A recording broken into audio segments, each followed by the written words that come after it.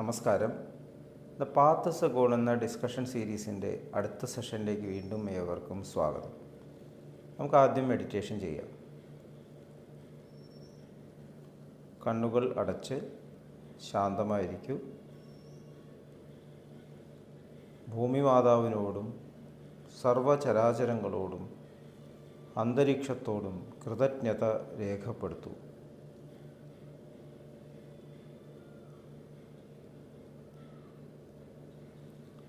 ഭൂമി മാതാവിൽ നിന്നുമുള്ള healing energy കാലുകളിലൂടെ പ്രവേശിച്ച് ശരീരം മുഴുവൻ വ്യാപിക്കുന്നതായും ശരീരത്തിലെ എല്ലാ ഭാഗങ്ങളെയും എല്ലാ കോശങ്ങളെയും റിലാക്സ് ചെയ്യാൻ സഹായിക്കുന്നതായും അനുഭവിക്കൂ.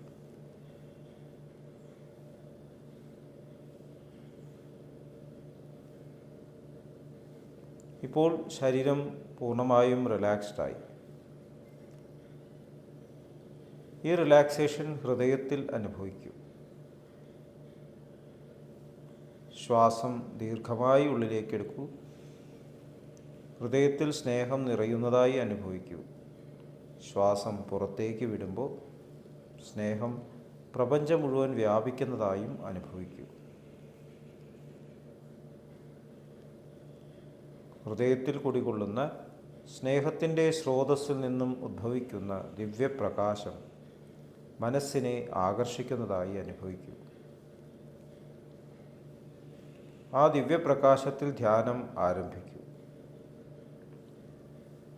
മനസ്സിൽ ചിന്തകൾ വരുന്നുണ്ടെങ്കിൽ മൃദുവായി അവയെ അവഗണിക്കുക. ദിവ്യപ്രകാശത്തിൽ ധ്യാനം തുടരുക. Please start meditation.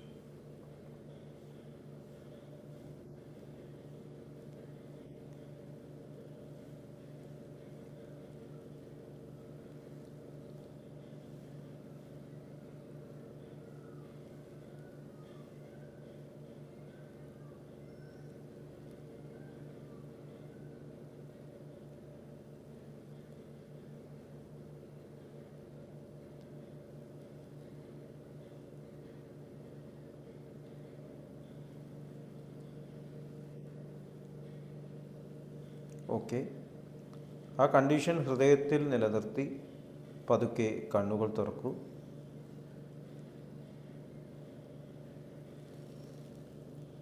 എല്ലാവരെയും ഹാർദമായി ഹാർട്ട്ഫുൾനെസ് സഹജമാർഗ് മെഡിറ്റേഷൻ സിസ്റ്റത്തിലേക്ക് സ്വാഗതം ചെയ്യുന്നു.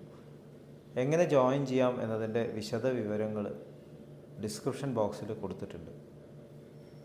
നമ്മൾ സഹജമാർഗത്തിലെ 10 പ്രമാണങ്ങളിലൂടെ കടന്നു പോവുകയാണ്. മറ്റുള്ളവരിൽ ഭക്തിസ്നേഹഭാവങ്ങൾ ഉണർത്തത്തക്ക വിധം പെരുമാറ്റവും ജീവിതവും രൂപപ്പെടുത്തുക എന്നതാണ് 9ാമത്തെ പ്രമാണം. മറ്റുള്ളവരിൽ എന്നുള്ള ചിന്ത നമ്മുടെ ഉള്ളിലുണ്ട്, അതർനെസ്. അതുകൊണ്ടാണ് ബാബുജി മഹാരാജ് അങ്ങനെ പറയുന്നത്. ലാലാജി മഹാരാജ് നിരന്തര സത്യത്തിൽ പറയുന്നു, അതർനെസ്, ഞാനല്ലാതെ വേറെന്തൊക്കെയോ ഉണ്ട് ഇവിടെ എന്നുള്ള ഒരു ചിന്ത. അത് പൂർണ്ണമായിട്ടും മാറുന്നത് വരെ നമ്മളിങ്ങനെ ജീവിതചക്രത്തിൽ തുറന്നുകൊണ്ടിരിക്കും. യഥാർത്ഥത്തിൽ ഇവിടെ ഞാൻ എന്നുള്ള ആ പരിപൂർണതയല്ലാതെ വേറെ ഒന്നുമില്ല. അത് റിയലൈസേഷനാണ്. അതിനാണ് യോഗ എന്ന് പറയുന്നത്. യോജിക്കുക, ഈ പ്രപഞ്ചത്തിലുള്ള എല്ലാമായിട്ട് യോജിക്കുക. ദ യൂണിവേഴ്സസ് ലവ് എന്നാണ് ചാരുജി മഹാരാജ് പറഞ്ഞത്. അപ്പം അങ്ങനെയാകുമ്പോൾ ഇവിടെ എന്നിൽ നിന്നും വ്യത്യസ്തമായിട്ടൊന്നുമില്ല. അപ്പോൾ നമ്മൾ ചിന്തിക്കേണ്ട ആവശ്യമില്ല, ഫീൽ ചെയ്യേണ്ട ആവശ്യമില്ല, എല്ലാം ഉൾക്കൊള്ളുന്നു. അപ്പോഴാണ് യഥാർത്ഥത്തിൽ മാറ്റങ്ങൾ സംഭവിക്കുന്നത്. അങ്ങനെ ഒരു വ്യക്തിത്വം ഭൂമിയിൽ സഞ്ചരിക്കുമ്പോൾ മുമ്പിൽ നിൽക്കുന്നവർ അറിയാതെ മാറുന്നു. കാരണം തന്നെ തന്നെയാണ് അവിടെ കാണുന്നത്, തൻ്റെ ഫൈനൽ വേർഷനെയാണ് അവിടെ കാണുന്നത്. തൻ്റെ ഉള്ളിലുള്ള ആ പരിപൂർണതയെ അവിടെ ദർശിക്കുകയാണ്, ഒരു മിററിൽ കാണുന്ന പോലെ. അപ്പോൾ അറിയാതെ ഉള്ളിലൊരു ചലനം സംഭവിക്കുന്നു. 2-3 കഥകൾ പറയാം, നടന്ന സംഭവങ്ങളാണ്. ഒന്ന് മദർ തെരേസയുടെ ഒരു എപ്പിസോഡാണ്.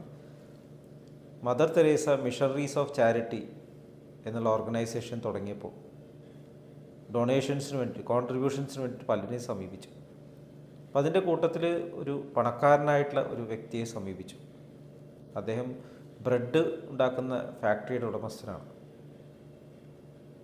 അപ്പോൾ മദർ തെരേസ അദ്ദേഹത്തിന് മുമ്പിൽ പോയിട്ട് പറഞ്ഞു, എൻ്റെ കുട്ടികൾക്ക് വേണ്ടി വല്ലതും തരൂ എന്ന് വലത്തെ കൈ കാണിച്ചു. അപ്പോൾ അദ്ദേഹം ഇഷ്ടമല്ല, എന്തോ കാരണം പലർക്കും ഉണ്ടല്ലോ, ഇൻടോളറൻസ് ഉണ്ടല്ലോ, റിലീജിയസ് ആയിരിക്കും, എന്തെങ്കിലും ആയിരിക്കാം. ഒറ്റ തുപ്പങ്ങ് വെച്ചു കൊടുത്തു കയ്യിലേക്ക്. മദർ തെരേസ ചിരിച്ചുകൊണ്ട് ആ കൈ മടക്കി. എനിക്കുള്ളത് അങ്ങ് തന്നു, ഇനി എൻ്റെ കുട്ടികൾക്ക് വേണ്ടി നൽകുമെന്ന് മറ്റേ കൈ കാണിച്ചു. അതോടുകൂടി ആ വ്യക്തി മാറി എന്നാണ് പറയുന്നത്. പിന്നെ മിഷണറീസ് ഓഫ് ചാരിറ്റിയിലേക്ക് ബ്രെഡ് എല്ലാ ദിവസവും എത്തിച്ചു കൊണ്ടിരുന്നു എന്നാണ് പറയുന്നത്. വേറൊരു ഇതുപോലുള്ളൊരു എപ്പിസോഡ് പറയാം. സ്വാമി രാമ എന്നുള്ള ഒരു മാസ്റ്റർ എഴുതിയുള്ള പുസ്തകമുണ്ട്, ലിവിങ് വിത്ത് ഹിമാലയൻ മാസ്റ്റേഴ്സ്. അതിൽ ഒരു മാസ്റ്ററുടെ ഒരു കഥയുണ്ട്. ഹിമാലയത്തിൽ ഒരു മൊണാസ്ട്രി നടത്തുന്ന ഒരു മാസ്റ്റർ, ഒരു ഗുരുനാഥൻ, ശിഷ്യന്മാരുണ്ട്. അവരൊക്കെ അവിടെ മെഡിറ്റേറ്റ് ചെയ്യുന്നു, സ്പിരിച്വൽ പ്രാക്ടീസ് ചെയ്യുന്നു. അപ്പോൾ ആ നാട്ടിൽ വലിയൊരു കൊള്ളക്കാരുണ്ട്. ആ കൊള്ളക്കാരൻ നേരത്തെ പറയും, നാളെ ഞാൻ ഇന്ന സ്ഥലത്ത് ആക്രമിക്കും, അവിടുത്തെ പൈസ അപഹരിക്കുന്നു. അപ്പോഴത്തെ കൊട്ടേഷൻ സംഘങ്ങളില്ലേ, അതുപോലെ. അപ്പോൾ അദ്ദേഹം ഒരു ദിവസം അറിയിക്കുകയാണ്, നാളെ ഞാൻ മൊണാസ്ട്രിയാണ് ആക്രമിക്കാൻ പോകുന്നത്, മൊണാസ്ട്രിയിലെ സ്വത്തൊക്കെ ഞാൻ അപഹരിക്കും. അപ്പോൾ ഇതറിഞ്ഞ ഈ ഗുരുനാഥൻ തൻ്റെ ശിഷ്യന്മാരോട് പറഞ്ഞു, എല്ലാ മുറിയും തുറന്നു വയ്ക്കും, അദ്ദേഹത്തെ സ്വീകരിക്കണം, പിന്നെ ഉച്ചഭക്ഷണം റെഡിയാക്കി വെക്കണം വന്നവർക്കൊക്കെ. അപ്പോൾ ഈ കള്ളൻ വലിയൊരു കൂട്ടമായിട്ട് വരികയാണ് ആക്രമിക്കാൻ. അപ്പോൾ ആദ്യം തന്നെ ഗുരുനാഥൻ നേരെ ചെന്നിട്ട് അദ്ദേഹത്തിന് ചാവി കൊടുത്തു. ഇതാണ് ഇവിടുത്തെ പ്രധാനപ്പെട്ട കലവറയുടെ ചാവി, അങ്ങേക്ക് എന്ത് വേണമെങ്കിൽ എടുക്കാം. ഇവിടെ പലരും മെഡിറ്റേറ്റ് ചെയ്യുന്നുണ്ട്, അവരെ ഉപദ്രവിക്കരുത്, അവരിവിടെ സ്പിരിച്വൽ പ്രാക്ടീസ് ചെയ്യാൻ വന്നവരാണ്, ഇവിടുത്തെ ആൾക്കാരെ ഉപദ്രവിക്കുക, അതുമാത്രമേ ഒരു അപേക്ഷയുള്ളൂ, എന്ത് വേണമെങ്കിൽ നിങ്ങൾ എടുത്തുകൊണ്ട് പോയിക്കോളൂ. അതുമാത്രമല്ല, അതെല്ലാം കഴിഞ്ഞിട്ട് ഇവിടുന്ന് ഭക്ഷണം കഴിച്ച് പോയാൽ മതി എന്ന് പറഞ്ഞു. എന്താ സംഭവിച്ചിട്ടുണ്ടാവുക? ആ കള്ളം പിന്നെ ഒരിക്കലും കട്ടിട്ടില്ല. വലിയൊരു മാറ്റം ആ വ്യക്തിയിൽ സംഭവിച്ചു. അപ്പോൾ ഇങ്ങനെയാണ് ഭക്തി സ്നേഹഭാവങ്ങൾ. സ്വയം മറന്ന് നമ്മുടെ മുമ്പിൽ നിൽക്കുന്നത് ഒരു കള്ളനാണെന്നോ ക്രൂരനാണെന്നോ അഹംഭാവിയാണോ എന്നൊന്നും ചിന്തയില്ല. നമ്മളുടെ റൈറ്റ് എന്താണ്, നമ്മുടെ ഉത്തരവാദിത്വം എന്താണ്? നമ്മൾ സ്നേഹം നൽകുക. സ്നേഹം എല്ലാത്തെയും മാറ്റുന്നു, എല്ലാവരും ഹൃദയത്തെ തുറക്കുന്നു. ഇതൊക്കെ വലിയ വലിയ കഥകളാണ്. ഇതൊക്കെ നമുക്ക് ചെയ്യാൻ പറ്റുന്നതാണ് നമ്മുടെ പ്രാക്ടീസിൽ. ഇപ്പോൾ കൺസൾട്ടേഷൻ റൂമിൽ എനിക്കുണ്ടായിട്ടുള്ള ഒരു അനുഭവം പറഞ്ഞുതരാം. ഒരു പേഷ്യൻ്റ്, അദ്ദേഹത്തിൻ്റെ കാഴ്ച എന്തോ കാരണം കൊണ്ട് തിരിച്ചു കിട്ടിയില്ല. അപ്പോൾ ഞാൻ കണ്ണൂരാണ് പ്രാക്ടീസ് ചെയ്യുന്നത്. അപ്പോൾ രാവിലെ അദ്ദേഹം വന്നിട്ടുണ്ട്. എന്നോട് അവിടുത്തെ ഡോക്ടർ വിളിച്ച് പറഞ്ഞു, ഇങ്ങനെ ആൾ വന്നിട്ടുണ്ട്, സുനിലിനെ നല്ലോണം ബുദ്ധിമുട്ടിക്കും. അദ്ദേഹം വന്ന് എന്നെ അങ്ങോട്ട് കുറേ ചീത്ത പറഞ്ഞു. നിങ്ങളാണ് എൻ്റെ കണ്ണിനെ നശിപ്പിച്ചത്, നിങ്ങളിതിന് ഉത്തരവാദിത്തം പറയേണ്ടി വരും, ഞാൻ അത് ചെയ്യും ഇത് ചെയ്യും എന്നൊക്കെ പറഞ്ഞ് എന്നെ ഭയങ്കരമായിട്ട് ചീത്ത പറഞ്ഞു. എനിക്ക് എന്താ ചെയ്യേണ്ടതെന്ന് അറിയില്ല. ഞാൻ എല്ലാം കേട്ടിരുന്നു. ഒരു 10-15 മിനിറ്റ് കഴിഞ്ഞപ്പോൾ അദ്ദേഹത്തിൻ്റെ ഇതങ്ങോട്ട് തീർന്നു. അപ്പോൾ ഞാൻ അദ്ദേഹത്തോട് ചോദിച്ചു, നിങ്ങളുടെ ദേഷ്യം തീർന്നോ? എങ്കിൽ ഞാൻ പറയാനുള്ളത് കൂടി പറഞ്ഞോട്ടെ. എന്നിട്ട് ഞാൻ പറഞ്ഞു, സംഭവം പറഞ്ഞു. എന്നിട്ട് പറഞ്ഞു, നിങ്ങൾക്ക് ഇനി ഒരു ഒപ്പീനിയൻ വേണമെന്നുണ്ടെങ്കിൽ നിങ്ങൾക്ക് ഞാൻ ലെറ്റർ തരാം, ഇല്ല ഞാൻ എനിക്കിഷ്ടമുള്ള സ്ഥലത്ത് പോകുന്നുള്ളൂ. ആയിക്കോട്ടെ, ഞാനൊരു ലെറ്റർ കൊടുത്തു. ഞാൻ പറഞ്ഞു, ഞാൻ അരവിന്ദ് ഹോസ്പിറ്റലിൽ വർക്ക് ചെയ്തിട്ടുണ്ടായിരുന്നു, നിങ്ങൾക്ക് വേണമെങ്കിൽ അവിടെ പോകാമെന്ന് പറഞ്ഞു. അദ്ദേഹം അങ്ങോട്ട് തന്നെ പോയി. ഭാഗ്യവശാൽ അദ്ദേഹം അവിടെ അഡ്മിറ്റ് ആവുന്ന സ്ഥലത്ത് എനിക്ക് അവിടെ പോകേണ്ടി വന്നു, കോയമ്പത്തൂർ പോകേണ്ടി വന്നു. എന്നിട്ട് എനിക്ക് ഇദ്ദേഹത്തിനെ കാണാൻ പറ്റി. അത് വേറൊരു കാര്യം കൊണ്ടാണ് അവിടെ പോയത്, ഒരു കോയിൻസിഡൻസ്. അദ്ദേഹത്തിന് വലിയ സന്തോഷമായി. ഞാൻ അദ്ദേഹത്തെ കാണാൻ ചെന്നു എന്നുള്ള ഒരു സന്തോഷം. ഞാനവിടെ ചെന്നപ്പോൾ അവിടെ ചീഫുണ്ട്, രേവതി മാഡം, കോർണിയ ചീഫാണ്. മാഡം പറഞ്ഞു, സുനിൽ അയച്ച പേഷ്യൻ്റ് ഇവിടെ ഉണ്ട്, വേണമെങ്കിൽ കണ്ടോളൂ എന്ന് പറഞ്ഞു. ഞാൻ പോയി കണ്ടു. അപ്പോൾ അദ്ദേഹത്തിന് വളരെ സന്തോഷമായി. അദ്ദേഹത്തിന് പിന്നെ എന്നോട് ദേഷ്യമൊന്നും ഉണ്ടായിട്ടില്ല.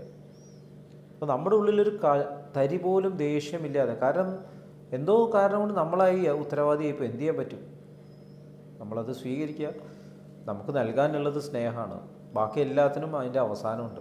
പൈസയ്ക്ക് അവസാനമുണ്ട്, സ്കിൽസിന് അവസാനമുണ്ട്, നമ്മൾ എത്ര നല്ല സർജറി ചെയ്താലും ജീവിതത്തിനും അവസാനമുണ്ട്. അവസാനമില്ലാത്തത് സ്നേഹമാണ്. അതെപ്പോഴും നൽകിക്കൊണ്ട് ഇരിക്കണം എന്നുള്ളൊരു പാഠം എനിക്ക് അതിലൂടെ പഠിക്കാൻ സാധിച്ചു. മറ്റുള്ളവരിൽ ഭക്തിസ്നേഹഭാവങ്ങൾ ഉണർത്തത്തക്ക വിധം പെരുമാറ്റവും ജീവിതവും രൂപപ്പെടുത്തുക എന്നുള്ളതിനെക്കുറിച്ച് ചെറിയ ഒരു അനുഭവം ഷെയർ ചെയ്തു എന്ന് മാത്രം. എല്ലാവർക്കും ഈ അനുഭവം ഒരു എക്സ്പീരിയൻസിലേക്ക് നയിക്കാൻ സഹായിക്കട്ടെ എന്ന് പ്രാർത്ഥിച്ചുകൊണ്ട് അടുത്ത സെഷൻ വരേക്കും വിട വാങ്ങുന്നു. നന്ദി, നമസ്കാരം.